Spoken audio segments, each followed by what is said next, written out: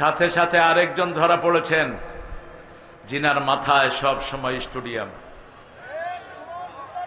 উনি আমাদের আল্লামা সাইদির ফাঁসির জন্য তিনি মুভ করেছিলেন, ফাঁসি চেয়েছিলেন। আল্লামা বলেছিলেন 20 বছর আগে, আমাকে যদি শহীদ করা হয়, আমার রক্ত 1 বছর না যেতেই এদেরকে পুড়ে ভস্ম করে ছাই করে দিবে। 1 বছরও যায়নি।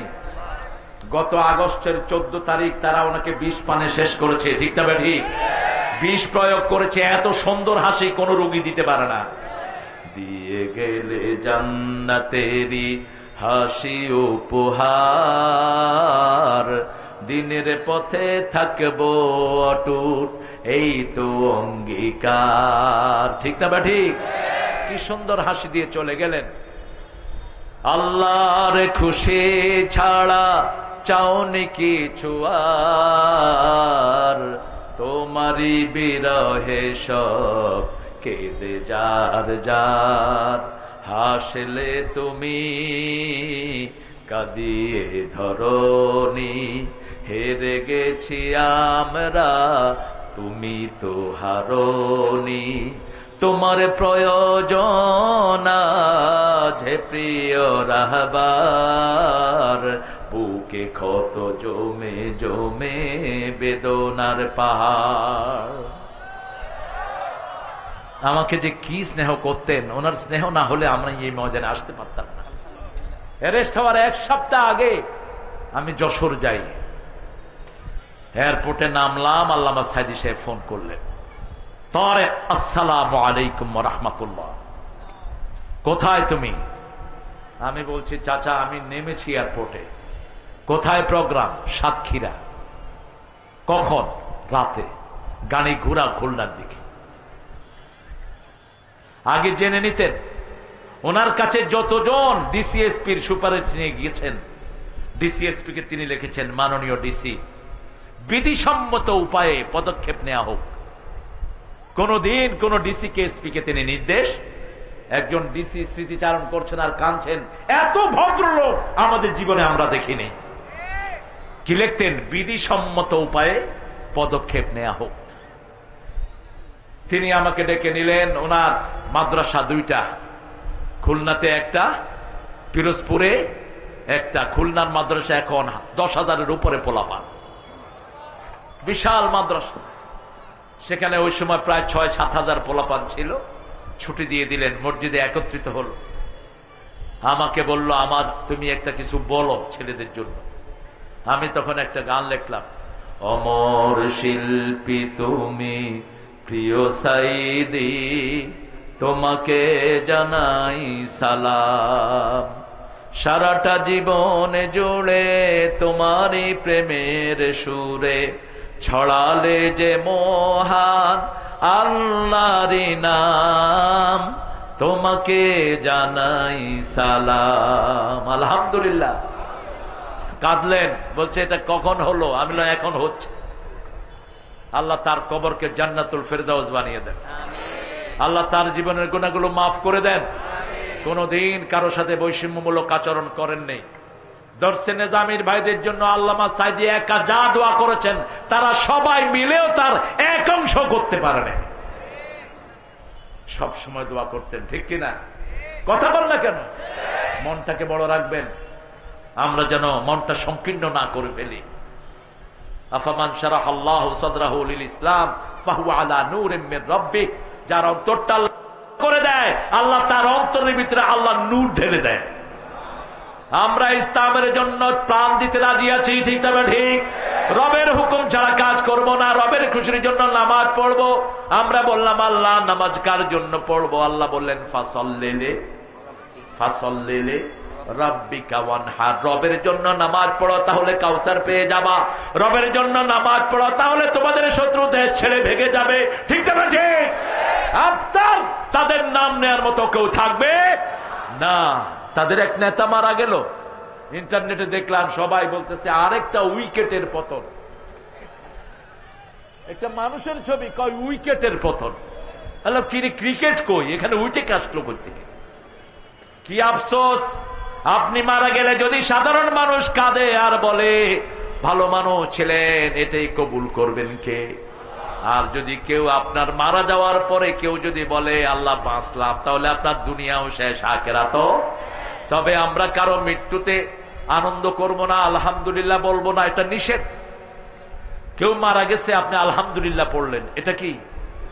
যেই হোক, এটা অত্যন্ত বেদনাদায়ক। আপনি কিছু বলবেন না, কিন্তু আপনি আলহামদুলিল্লাহ বলবেন না, কারণ ওর মৃত্যুতে ওর অনেক লোক কাঁদতেছে, ঠিক না ঠিক? আপনি তাদের ব্যথায় ব্যথিত হন। সে অনেক বাজে কাজ করেছে, কিন্তু রাসূল সাল্লাল্লাহু আলাইহি সাল্লাম নিজেও কোনোদিন কারো মৃত্যুতে কোনোদিন আফসোস করেননি, বরং মসজিদে নববীতে বসে আছেন, একটা লাশ যাচ্ছে, রাসূল দাঁড়িয়ে গেছেন। সাহাবীরা বলেন এটা ইহুদির লাশ।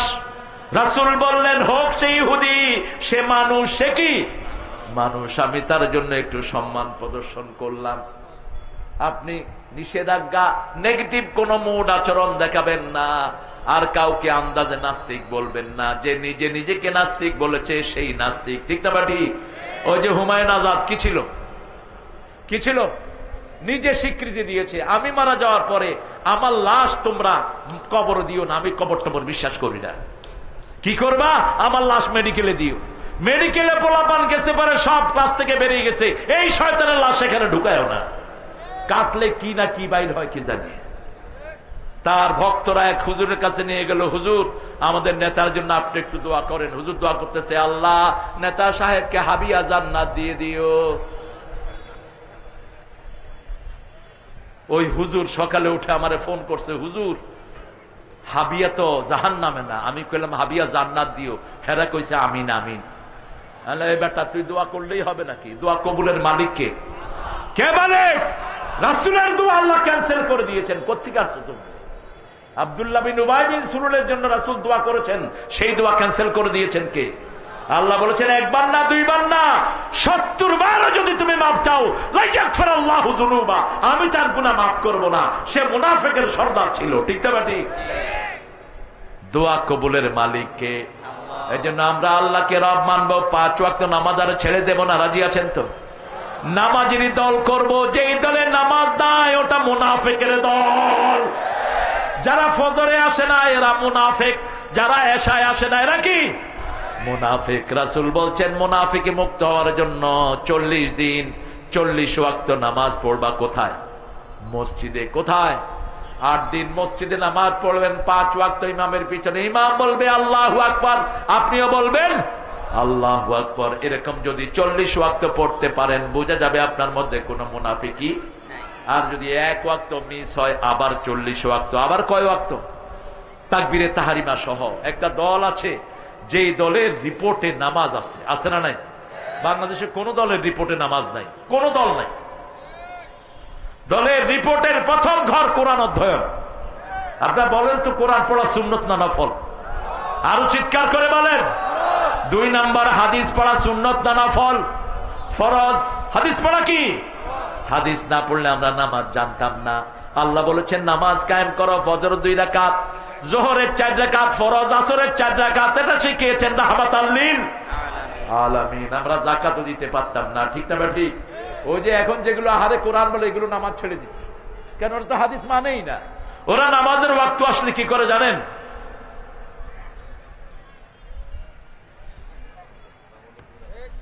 শয়তানদেরকে শুধু হাত পা ছেঁচে ফেলা দরকার। রুকু সেজদা কোত্থেকে শিখবি তুই? তুই যদি রাসূলকে না মানস, তুই কেমনে নামাজ পড়বি? ঠিক না ঠিক? সাল্লু কামা রাআইতুমুনি উসাল্লি। You must pray the way you have seen me I am praying. তোমরা ওইভাবে নামাজ পড়ো যেভাবে আমি নবীকে দেখছো আমি নামাজ পড়ছি। সুবহানাল্লাহ। আমরা রাসূলের সুন্নাত অনুসরণ করব। রাজি আছি তো? 3 নম্বর হলো ইসলামী সাহিত্য পড়ার দরকার আছে না নাই? 4 নম্বর হলো নামাজ। 4 নম্বর কি? নামাজ। 5 নম্বর হলো কাকে কাকে আপনি ইসলামের দাওয়াত দিবেন, কাকে কাকে কোরআনের বই দিবেন। এই কাজগুলো কি সুন্নত, নফল না ফরজ? এগুলো কি মুসলমানের কাজ না কোন দলের কাজ? এই কাজের জন্য 5 জনকে ফাঁসিতে ঝুলানো হয়েছে। কয়জন? 5 জন। এরা এই কাজ ছাড়া কিছুই করে না। এদের এইখানের ভিতরে আবার সমাজ কল্যাণমূলক কাজ আছে। সমাজ কল্যাণমূলক কাজ এক নেতাই বলেছে, বৈষম্য বিরোধী আন্দোলনে যারা রক্ত দিয়েছে সবাই আমাদের, ঠিক না ঠিক? হিন্দুর বাড়িতেও টাকা গেছে কি যায়নি? গেছে কি যায় নাই? ঠাকুর গায়ে হিন্দু জেলে পড়ে বা পানিতে পড়ে মারা যায়, আর ওই নেতা তাদের হাতে টাকা উঠায় দেয়। কি নাম? কি নাম? এখন লোকেরা নাম দিছে মানবতার ফেরিওয়ালা। মানবতার ফেরিওয়ালা। কিছু আজীব চরিত্র আছে এই লোকটা। এই লোকটা ঢাকাতে একবার ঢুকতেছে, ওই যে ময়লা ফালায় না, কথা কন না কেন, ওই যে ময়লা ফালায় না ডাস্টবিন, ওই ডাস্টবিনের সামনে উনি বললেন এই গাড়িটা রাখো। এখন ড্রাইভার বলতেছে স্যার দুর্গন্ধ, কয় রাখো না একটু, জানালাটা খোলো। উনি নেমে গেলেন, হাতে বোতল, ওই যে মেথর বলি না আমরা ওদেরকে, কি বলেন? মেথর। ওরা ময়লা ফেলায়া বিড়ি খাইতেছিল। কি খাইতেছে? বিড়ি। দেখেছে সাদা পোশাকালা একজন তাদের দিকে যাচ্ছে। আপনি যত খারাপই হন, একটা হুজুর দেখলে বিড়িওয়ালা কি করে? কি করে? আজকেও দেখছি আমি দোকানের সামনে একটা ছেলে, ওই যে হোটেলে ছিলাম, বিড়ি খাচ্ছে। যখনই নামলাম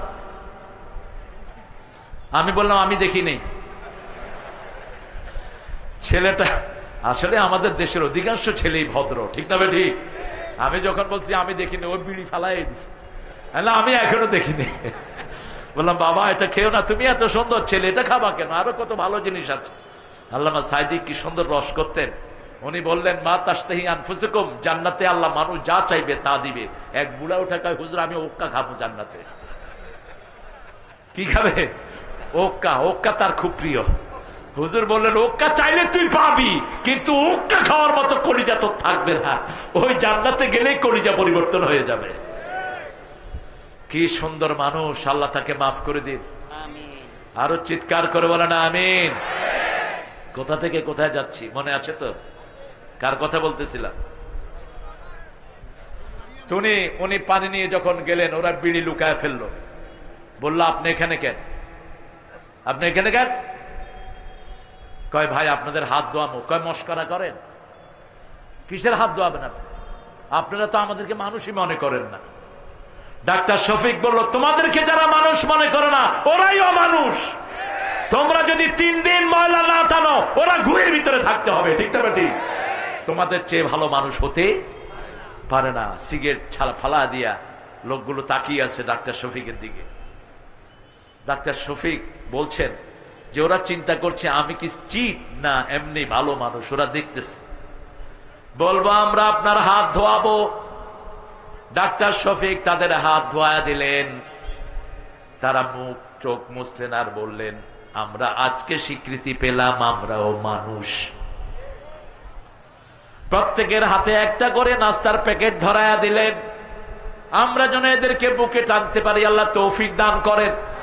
আরো চিৎকার করে বলি আমিন। রাস্তায় যারা রিক্সা চালায়, রাস্তায় যারা অটো চালায়, এরা আমাদের ভাই, ঠিক না বেঠিক? এদেরকে পয়সা একটু বেশি দেন, আপনার কমবে না। এদের সাথে একটু ভালো ব্যবহার করেন। কত সুন্দর সুন্দর ছেলে অটো চালাচ্ছে, কামাই রুজির কোনো ব্যবস্থা নাই। এই মানুষদেরকে যারা হৃদয়ে টানে তারাই কার গোলাম? আল্লাহ বলছেন ইবাদুর রহমান আল্লাযীনা ইয়ামশুনা আলাল আরদি হাওনা ওয়া ইযা খাতাবাহুমুল জাহিলুনা ক্বালু সালামা। রহমানের বান্দা তারা যারা বিনয়ের সাথে রাস্তায় চলে, ঠিক না বেঠি? এদের জন্য দোয়া করবেন। মোটরসাইকেল চালকদের জন্য দোয়া করবেন। গাড়ির সব চালকদের জন্য দোয়া করবেন। আমাদের দেশে সবচেয়ে বেশি নির্যাতিত হলো বাস ড্রাইভার আর ট্রাক ড্রাইভার। কত দূর থেকে আসে গাড়ি চালিয়ে, চিন্তা করেন কত দূর, সেই পার্বত্য চট্টগ্রাম থেকে দিনাজপুর আসে গাড়ি চালায়। তারপরে কিছু লোক আছে বাজে ব্যবহার করে, আছে না নাই? ভালো ব্যবহার করবেন। কিয়ামতের ময়দানে সবচেয়ে বেশি ভারী হবে কি? জোরে বলেন। নামাজ না, রোজা না, হজ না, হুসনুল খুলক, সৎ চরিত্র সবচেয়ে বেশি ভারী হবে কিয়ামতের ময়দানে। আল্লাহ আমাদের সবার চরিত্র ভালো করে দেন। আরো চিৎকার করে বলি আমিন।